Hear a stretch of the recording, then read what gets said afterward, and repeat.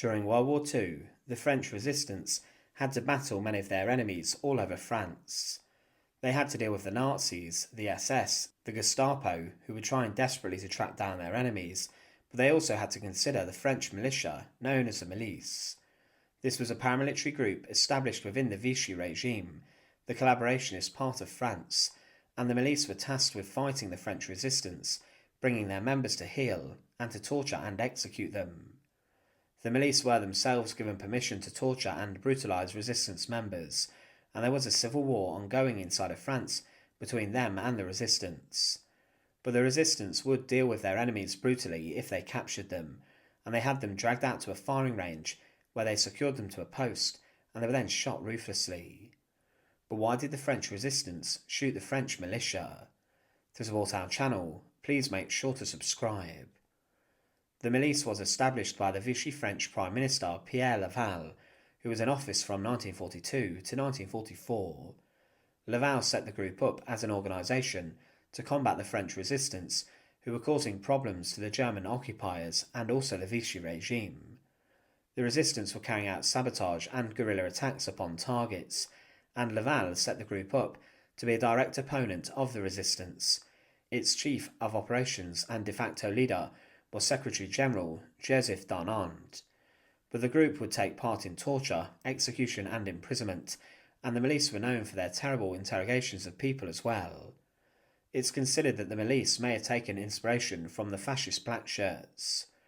The early volunteers in the group included members of the far-right French political parties, and working-class men joined, believing that they would have a better time of it joining the Milice.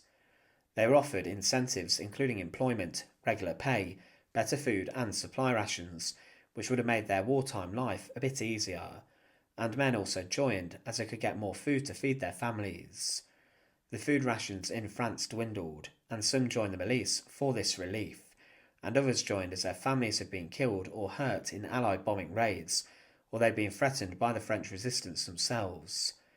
Others joined because they were criminals, who were told that their sentences would be commuted if they joined the militia, and they were told they would be exempt from becoming part of the German slave labour groups. Because of all of this, around 30,000 French people joined the Milice, and the majority of these gave a few hours a week to their work in the organisation. There were some full-time members who lived inside of barracks and guarded the streets of French towns and cities. Eventually a youth section was established for boys and girls. Milice members were easily identifiable by their uniforms. They wore a blue jacket and trousers, a brown shirt and a blue beret on their heads. Sometimes they used helmets during operations too, and the armed forces were known as the Franc Guard.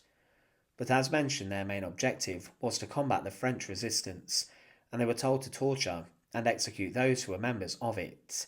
The resistance had begun to strike high-value Vichy government targets and collaborators with the Germans, and the resistance then began to target Milice men for their own assassination. These were carried out in public areas such as in parks or in cafes, or even in the streets, and the resistance were not intimidated by the Milice and the fact they would even strike in the middle of the day in public. What made the Milice a very dangerous group in particular was the fact that members had very good local knowledge, and they knew their cities and towns very well, unlike the Gestapo and the SS, who were Germans living inside of France. The Milice worked in the open and in public, and the resistance tended to operate in the shadows. They carried out reprisals following the resistance murdering Philippe Henriot, the French Goebbels, and he was killed in his apartment as he opened the door, his assassins being dressed as members of the Milice. The group retaliated by killing a number of anti-Nazi French politicians and leaders, and they later also carried out a massacre inside of a French prison. On Bastille Day 1944, they suppressed a prison revolt at the Paris La Santé prison, and 34 inmates were killed. But why did the resistance shoot and kill members of the Milice? Well, the Milice was created to hunt down the resistance and to torture and deal with them, and they were probably their most feared enemy. The elite Franc Guard, as they were known, were especially dangerous, as they also had significantly better training. They also operated in the countryside as well to track down resistance members such as the Maquis, and the Germans began to arm the group themselves and saw them as an important group in smashing the resistance and their enemy as well. They were even given captured British guns. The Milice were hated, as Frenchmen serving the German occupation were seen as terrible traitors, and they had volunteered to hunt their enemies, and the fighting inside of France was ruthless. It was claimed that 1944 had simply become the time for settling scores, any scores, for avenging grudges, any grudges. Agreed on this common imperative, the sides in the conflict blur and become almost indistinguishable from each other.